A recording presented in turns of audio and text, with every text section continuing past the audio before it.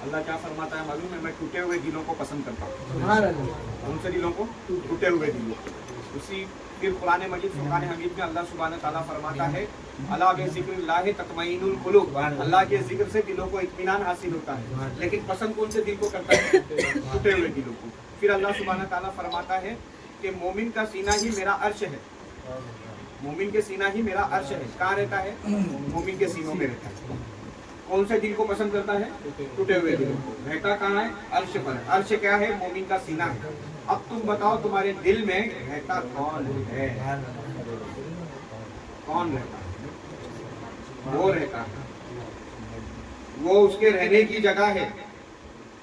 दिल उसका रहने की जगह है, उसका ठिकाना है। तुमने उसको छोड़कर सबको रखा, ये उसका रहने की जगह थी। ये दिल उसने अपने रहने के लिए बनाया था, तुमने उसको छोड़कर सबको रखा वहां पर। जब तुमने उसको रखा है वहां पर, तुमने उसको छोड़कर बाकी सबको रखे हो वहां पर, तो होता क्या? जब खुदा निकल गया दिल से और दुनिया की तमाम चीजें आ गई दिल में, तो होता क्या है मालूम? अटैक। हार्ट पर अटैक होता है दुनिया का। समझना मेरी बात को। अटैक, अटैक का मतलब हमला। किसका हमला? दुनिया का हमला। कहां पर होता है? हार्ट पर होता है। क्या होता है? अटैक होता है। उसको कहते हैं हार्ट अटैक। जब दुनिया का हमला हो जाता है दिल पर, फिर क्या होता है? फिर क्या होता है?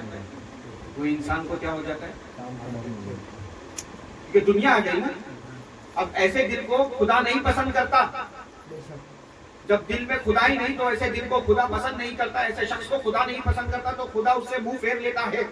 जब खुदा ने मुंह फेर लिया तो हार्ट अटैक ही आएगा और ऐसे ही मौत से मरेगा दुनियादार शख्स। लेकिन फिर उस दिल को, जो दिल टूटा हुआ रहता है, जिस दिल में खुदा आ जाता है, जिस दिल में खुदा अपना मकाम कर लेता है, उस दिल को खुदा क्या कहता है? अला बिज़िक्रिल्लाहि तत्मइनुल कुलूब। वो दिल सुकून पाता है। अल्लाह के जिक्र से वो दिलों को सुकून बख्शता है। जो खुद सुकून में रहता है वो औरों को सुकून से रखता है। जो खुद ही सुकून से नहीं है, वो औरों को सुकून कहाँ देता है? इसीलिए तुम्हारे दिलों को सुकून कब मिलता है? जब तुम दरगाह में जाते हो, सुकून से बैठते हो, जिक्र फिक्र में रहते हो, तुम्हारे दिलों को सुकून मिल जाता है। जब तुम किसी अल्लाह वालों से मिलते हो, तुम्हारे दिल को सुकून मिलता है। रीजन क्या है? क्योंकि वो सुकून से है, इसलिए तुमको सुकून बख्श रहा है। अब मुझे बताओ, दुनिया रखना चाहोगे कि दिल में खुदा रखना चाहोगे? तो जो रखना चाहते हो वो रख लो, जो काम का नहीं उसको छोड़ दो। तो पता चला दुनिया काम की नहीं है, उसको छोड़ दो। इसीलिए तुमने दुनिया एक दिन छोड़नी है। काम की नहीं है, इसीलिए छोड़ना है। सुनो, नुक्ता समझ के चले। एक दिन हुजूर अकरम सल्लल्लाहु ताला अलैहि वसल्लम एक जगह से गुजर रहे थे, तो बकरी मरी हुई थी। हदीस बताऊं आपको। एक बकरी मरी पड़ी हुई थी, उसको कीड़े लग रहे थे, उसमें से बदबू आ रही थी।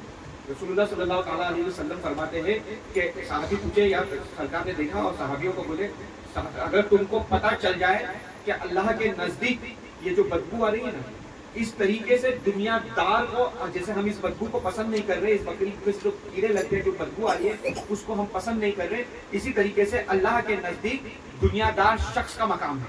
अल्लाह भी उस शख्स को पसंद नहीं करता जो दुनिया से मोहब्बत करता है। यानी बदबूदार शख्स कहा रसूलुल्लाह ने, जो दुनिया से मोहब्बत करता है। रसूलुल्लाह ने कहा कि दुनियादार कुत्ता है, जो दुनिया की मोहब्बत करे, दुनिया की मोहब्बत में रहे, वो शख्स कुत्ता है। उसकी कुत्ते की मानी नहीं। आप तो इंसान हैं, तो अपने महबूब को क्यों नहीं पहचान जाते? अपने महबूब से क्यों नहीं मोहब्बत कर लेते? इंसान है, इंसान बनो। सरकार ने कुत्ता कहा, जो दुनिया से मोहब्बत करने वाले। अपने दिल से दुनिया को निकाल दो। देखो, जितनी देर अभी तक तुम यहाँ बैठे हो, तुम्हारे दिल से दुनिया निकल चुकी होगी, वो खुदा की मोहब्बत जग रही होगी। तुम्हें ऐसा महसूस हो रहा होगा कि वो खुदा तुम्हारे साथ है। रीजन क्या है मालूम? हकीकत में खुदा इस वक्त तुम्हारे साथ है। अल्लाह बिज़िक्रिल्लाहि तत्मइनुल कुलूब। अल्लाह के जिक्र से दिलों को इत्मीनान हासिल होता है। बस हम उसका जिक्र कर रहे हैं, इसलिए तुम्हें सुकून इख्तियार हो रहा है। तो जब दो पल के लिए बैठे हो यहाँ पर और इतना सुकून मिल रहा है, तो क्यों ना उस खुदा को हमेशा के लिए अपने साथ रखें, ताकि हमेशा की खुशियां मिले, हमेशा के सुकून इख्तियार हो जाए। मेरे पास कुछ है नहीं देने के लिए, ना संडा है, ना गंडा है, ना नींबू है, ना अंडा है, ना उतारा है, ना शुतारा है। मैं क्या दूं आपको? मुझे मालूम ही नहीं। मैं क्या दूं आपको? हाँ, मुझे इतना पता है कि ये तमाम चीजों पर मेरा कलमा तैयबा भारी है।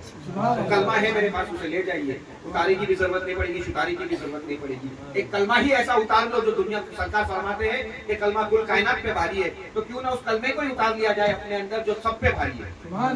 तो जो कलमे को अपने अंदर उतार लेता है, जो कलमे के ऊपर ईमान लेकर आ जाता है, जो कलमे के ऊपर ईमान लाकर चलने लगता है कलमे को समझ कर, वो सब पे भारी होता है। इसलिए हर दौर में अल्लाह वाले भारी रहे, हर दौर में भारी रहे, क्योंकि कलमे पे ईमान रहा, अल्लाह रसूल पे ईमान रहा, और किसी चीज को हमने समझा ही नहीं। तो क्यों नहीं भारी बन जाते हैं? भारी लेकर भारी क्यों नहीं बन जाते? हल्के को छोड़ दो, दुनिया हल्की है, छोड़ दो, भारी बनो। आया उला चीज मिली है तो आला उला बनो, हल्के से निकल जाओ, हल्के से निकल जाओ, भारी बनो। भारी कैसे बनेंगे? तो कलमे के जिक्र से बनेंगे, क्योंकि रसूलुल्लाह फरमाते हैं अफजलुल जिक्र कलमा तैयबा।